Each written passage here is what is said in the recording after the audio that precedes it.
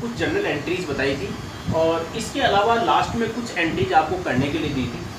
तो आपने वो एंट्री जो है कितनी सही की है, कहाँ तक सही की है, उसका आप मिलान करने के लिए देख लें कि मैं आपको वो एंट्रीज है वो सोल्व करके बता रहा हूँ, तो इससे आप उन एंट्रीज की मिलान कर लें। तो इसमें पहली एंट्रीज मैंने बताई थी, प्रेम ने 1 लाख रुपए से व्यापार प्रारंभ किया रोकड़ से। तो देखो इसमें कौन कौन से खाते प्रभावित हो रहे हैं। देखो व्यापारी व्यापार प्रारंभ करता है, व्यापार किसी भी चीज़ से करे, चाहे रोकड़ से करे, माल से करे, मशीन से करे। पूंजी वो पैसा जो लगाया जाता है, माल लगाया जाता है या कोई संपत्ति लगाई जाती है, उसको हम बोलते हैं कैपिटल। लगाने वाला यानी कि पूंजी लगाने वाला, पैसा लगाने वाला व्यापारी है। देने वाले को हम क्रेडिट करते हैं, लेकिन मैंने बताया था कि व्यापारी का नाम नहीं लिखते। तो देने वाले को हम क्रेडिट करते हैं, उसकी जगह हम किस शब्द का इस्तेमाल करेंगे, कैपिटल का। व्यापारी का नाम लिख करके हम क्रेडिट किसको करेंगे, कैपिटल को। और व्यापार जो रोकड़ से प्रारंभ किया जा रहा है, तो व्यापार में क्या आ रहा है, कैश। और कैश किस में आता है, वस्तुगत खाते में। तो जो वस्तु आती है उसे डेबिट करो। तो इसमें हम कैश को हम क्या कर देंगे, डेबिट कर देंगे। तो एंट्री हो जाएगी cash account DR to capital account. तो नरेशन इसका क्या हो जाएगा, business started with cash 1 lakh रुपए। तो 1 लाख रुपए आपके डेबिट साइड में आ जाएंगे और 1 लाख रुपए आपके क्रेडिट साइड में। ये तो हो गई आपकी पहली एंट्री, ठीक है। अब देखो आपके दूसरी एंट्री। दूसरी एंट्री में इसमें मैंने बताया था आपके माल खरीदा।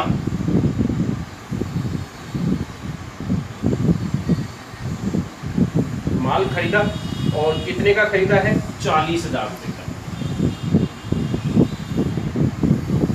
माल किसने खरीदा है, हमने खरीदा है। हमारा नाम नहीं लिखेंगे क्योंकि हम व्यापारी है। मैंने बताया था खुद को व्यापारी मान लो, व्यापारी अपना खुद का नाम नहीं लिखता है। सबसे पहले तो ये देखना है कि माल किसने, हमने खरीदा है, और हमारा नाम नहीं लिखेंगे। दूसरा, ये लेन देन नकद है या उधार है, नकद है। मैंने बताया था उधार की पहचान जिसमें किसी व्यक्ति या संस्था का नाम आता है वो लेन देन उधार माना जाता है। तो ये लेन देन नकद है। तो माल ये किस में आता है, वस्तुगत खाते में। और इसमें रोकड़ है, रोकड़ भी क्या है, वस्तु। इसमें भी कौन सा खाता प्रभावित हो रहा है, वस्तुगत। यानी कि इस ट्रांजैक्शन में एक ही खाता प्रभावित हो रहा है, वस्तुगत खाता। इसलिए हम इसी का नियम लागू कर देंगे।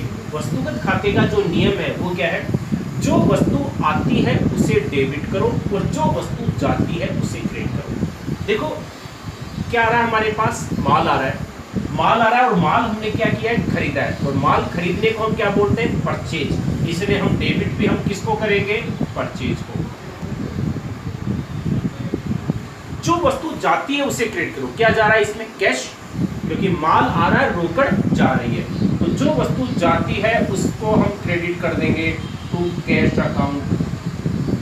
कितने का खरीदा है, 40,000 रुपए का। तो 40,000 रुपए आपके डेबिट साइड में और 40,000 रुपए आपके क्रेडिट साइड में, ठीक है। नरेशन क्या आ जाएगा इसमें, गुड्स परचेज्ड फॉर कैश, ठीक है। ये आपके नरेशन हो जाएगा। इसके बाद में ये तो हो गई आपके 2 एंट्री। अब देखो एक तीसरी एंट्री जो मैंने बताई थी वो थी इसमें नकद माल बेचा 25,000। नकद माल बेचा 25,000 रुपए। देखो इसमें तो क्लियर दे रखा है, नकद माल बेचा है। माल बेचा ये किस में आता है, वस्तुगत खाते में। और इसमें रोकड़ है, रोकड़ भी किस में आती है, वस्तुगत खाते में। यानी कि इसमें इस एंट्री में एक ही खाता प्रभावित हो रहा है, वस्तुगत खाता। तो वस्तुगत खाते का नियम लागू कर देंगे। वस्तुगत खाते का नियम में मैंने क्या बताया था, जो वस्तु आती है उसे डेबिट करो। देखो माल बेचा है नकद में, तो क्या आ रहा है हमारे पास, कैश। रोकड़ आ रही है और माल जा रहा है। तो जो वस्तु आती है उसे डेबिट करो। कैश आ रहा है तो कैश को हम डेबिट कर देंगे। तो कैश को तो हम क्या कर देंगे, इसमें डेबिट कर देंगे। और जो वस्तु जाती है उसे क्रेडिट करो। माल जा रहा है और माल क्या किया हमने, बेचा। और माल बेचने को क्या बोलते हैं, सेल्स। इसलिए हम क्रेडिट है वो किसको करेंगे, सेल्स को। गुड्स नहीं लिखेंगे, माल बेचा है तो सेल्स शब्द का इस्तेमाल करते हैं, और माल खरीदा है तो परचेज शब्द का इस्तेमाल करते हैं। तो टू सेल्स अकाउंट, अमाउंट आपके 25,000 आ जाएगा, 25,000 आपके डेबिट साइड में और 25,000 रुपये आपके क्रेडिट साइड। ठीक है, नरेशन आपके क्या आ जाएगा, गुड्स सोल्ड फॉर कैश, ये नरेशन हो। ठीक है, ये तो गई आपके 3 एंट्री। चौथी एंट्री थी अपने नरेश से माल खरीदा 30,000। मैंने पहले बताया था उसके अनुसार माल किसने खरीदा है, हमने खरीदा है। दूसरे उधार खरीदा है, नकद खरीदा है, तो इसके मैंने बताया था किसी व्यक्ति या संस्था का नाम आता है तो उधार होता है, इसमें नरेश का नाम दे रखा है, यानी कि उधार माल खरीदा है। और उधार में न तो रोकड़ आती है न रोकड़ जाती है। माल की कीमत 30,000 है लेकिन रोकड़ इसमें नहीं गई है, तो नरेश आपके किस में आता है, व्यक्तिगत खाते में, किसी व्यक्ति का नाम या संस्था का नाम व्यक्तिगत खाते में, और माल खरीदा बेचा माल ये किस में आता है, आपके वस्तुगत खाते में।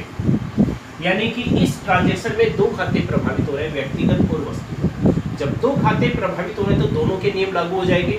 व्यक्तिगत खाते का नियम, पाने वाले को डेबिट करो, माल हमने खरीदा है तो पाने वाले तो हमें, लेकिन हमारा नाम नहीं लिखेंगे। देने वाले को क्रेडिट करो, देने वाला कौन है, नरेश, तो नरेश के खाते को हम क्या कर देंगे, इसमें क्रेडिट कर देंगे टू नरेश अकाउंट। देने वाला नरेश है, व्यक्तिगत खाता कंप्लीट हो गया। वस्तुगत खाते का नियम क्या है, जो वस्तु आती है उसे डेबिट करो। माल खरीदा तो माल आ रहा है हमारे पास, माल आ रहा है, जो वस्तु आती है उसे डेबिट करो। माल हमने खरीदा है, माल खरीदने को हम क्या बोलते हैं, परचेज, तो हम डेबिट है वो किसको करेंगे, परचेज को डेबिट करेंगे। जो वस्तु जाती है उसे क्रेडिट हो जाता तो कुछ नहीं रहा क्योंकि उधार माल खरीदा है। तो ये एंट्री हो जाएगी परचेज अकाउंट या टू नरेश अकाउंट। अमाउंट आपकी इसका 30,000 है, तो 30,000 रुपये आपके डेबिट साइड में और 30,000 रुपये आपकी क्रेडिट साइड। ठीक है, नरेशन हो जाएगा इसमें, गुड्स परचेज्ड फ्रॉम नरेश। ठीक है, ये इसकी एंट्री, ये हो गई आपकी चौथी एंट्री।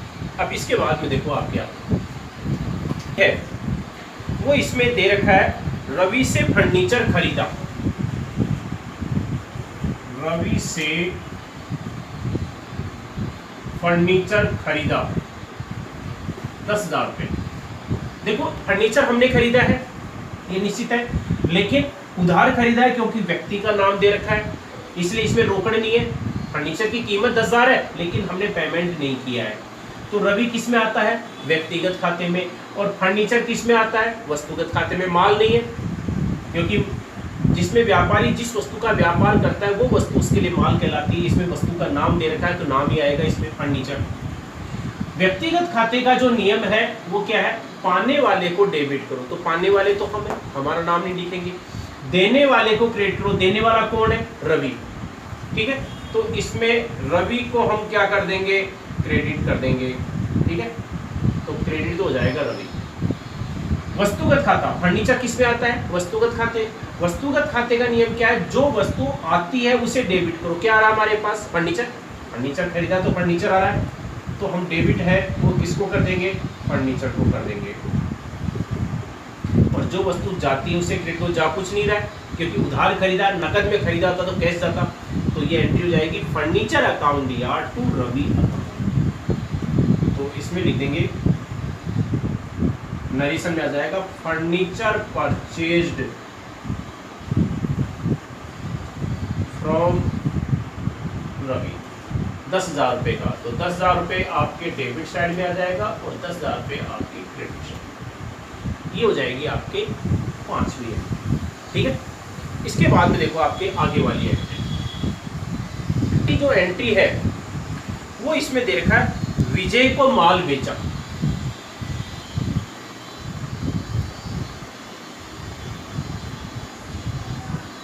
विजय को माल बेचा 35,000 रुपये। अब इसमें भी देखो वही परिस्थिति है, माल किसने बेचा है, हमने बेचा है, लेकिन उधार बेचा है क्योंकि व्यक्ति का नाम दे रखा है। विजय किस में आता है, आपके वही व्यक्तिगत खाते में, और माल बेचा वो किस में आता है, वस्तुगत खाते में। तो दोनों के नियम लागू हो जाएंगे। व्यक्तिगत खाते का नियम, पाने वाले को डेबिट करो, पाने वाला कौन है, इसमें विजय है, क्योंकि माल हमने बेचा है तो माल को पाने वाला विजय है, तो पाने वाले को हम डेबिट कर देंगे, तो हम विजय को क्या कर देंगे, डेबिट कर देंगे। देने वाले को क्रेडिट करो, देने वाले तो हम है, हमारा नाम लिखेंगे, व्यक्तिगत खाता कंप्लीट हो गया। माल बेचा, वस्तुगत खाते का नियम, वस्तुगत खाते का नियम है जो वस्तु आती है उसे डेबिट करो, आ तो कुछ नहीं रहा है क्योंकि उधार माल बेचा है, और जो वस्तु जाती है उसे क्रेडिट करो। क्या जा रहा है, माल जा रहा है, और माल क्या किया हमने, बेचा है। माल बेचने को हम क्या बोलते हैं, सेल्स, इसलिए हम क्रेडिट है वो किसको करेंगे, सेल्स को करेंगे।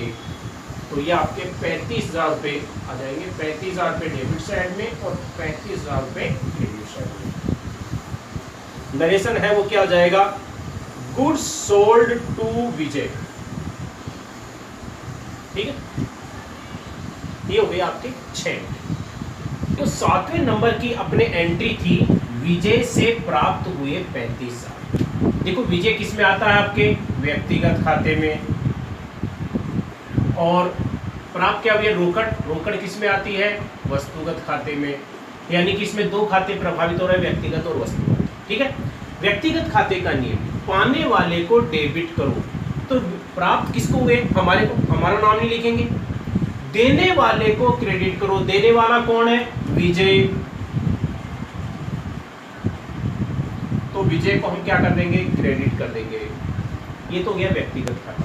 वस्तुगत खाते का नियम, जो वस्तु आती है उसे डेबिट करो। क्या रहा हमारे पास, कैश, प्राप्त रोकड़ आ रही है, तो कैश को हम क्या कर देंगे, इसमें डेबिट कर देंगे, और जो वस्तु जाती है उसे क्रेडिट करो, जा तो कुछ नहीं रहा है, तो ये एंट्री हो जाएगी cash account DR to Vijay account. Amount कितना है, 35,000, 35,000 रुपये डेबिट साइड में और 35,000 रुपये आपके क्रेडिट साइड में।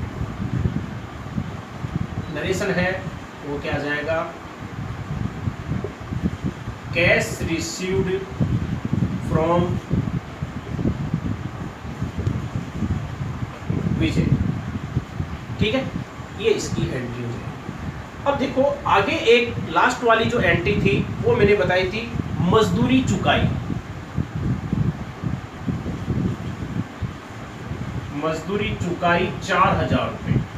देखो इसमें कौन सा खाता प्रभावित हो रहा है, मजदूरी चुकाई, अवास्तविक खाता, तो ये अवास्तविक खाता इसमें प्रभावित हो रहा है, और चुकाई तो कैश, कैश किस में आता है, वस्तुगत खाते में, यानी कि इसमें दो खाते प्रभावित हो रहे हैं, अवास्तविक और वस्तुगत, तो दोनों के नियम लागू हो जाएंगे।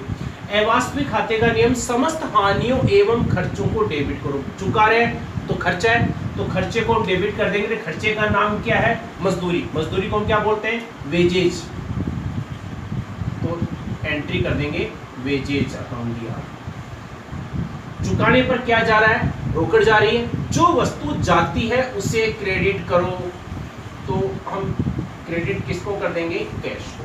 एंट्री हो जाएगी wages account DR to cash account. तो 4,000 रुपये आपके डेबिट साइड में और 4,000 रुपये आपके क्रेडिट साइड, ठीक है। नरेशन क्या हो जाएगा, वेजेज पे, ठीक है। तो ये 8 एंट्री जो मैंने बताई थी ये मैंने सोल्व करके बता दी, इसको आप मिलान करना, और फिर से आप इसको देखना कि यहाँ पर कौन सा खाता प्रभावित हो रहा है, क्यों हो रहा है और किस प्रकार से की, ठीक है। अब कुछ मैं आपको कुछ 3-4 एंट्रियां हैं मैं आपको और करने के लिए दे रहा हूँ, उनको आप सोल्व करें। देखो मैंने जो पहले एंट्रीज आपको करने के लिए दी थी वो मैंने आपको सोल्व करके बता दी, उसको आपने देख लिया, तो एक बार उनको तो आपको फिर से देखना है ही कि इसमें कौन सा खाता प्रभावित हो रहा है, किस प्रकार से एंट्रीज की गई। मैं आपको कुछ एंट्रीज और करने के लिए दे रहा हूँ, इनको आप सोल्व करना। ये 4 एंट्रीज है। पहला है डेट वाइज जो है, नरेश को नकद चुकाए 30,000 रुपये, ठीक है। निजी प्रयोग हेतु रोकड़ निकाली, निजी प्रयोग के लिए चाहे माल निकाला जाए चाहे रोकड़ निकाली जाए उसको हम ड्राविंग्स बोलते हैं, ठीक है, ध्यान रखना। बस इसलिए मैं ये शब्द बता देता हूँ आपको, ड्राविंग्स, आर जिसको बोलते हैं। और दीपक को वेतन चुकाया 5,000 रुपये, ठीक है, इसकी एंट्री करनी है, कौन सा खाता प्रभावित हो रहा है। और दुकान का किराया चुकाया 3,000 रुपये, इसकी एंट्री। तो ये 4 एंट्रीज है, इन 4 एंट्रीज को आपको सोल्व करना है। कल मैं आपको फिर बताऊंगा, फिर आप उसमें मेहनत करना। और कल मैं आपको क्या कुछ मिक्स जो एंट्रीज है वो कैसे करते हैं, जैसे दो एंट्रियों को मिला करके एंट्री कैसे करते हैं, उस एंट्री के बारे में बताओ।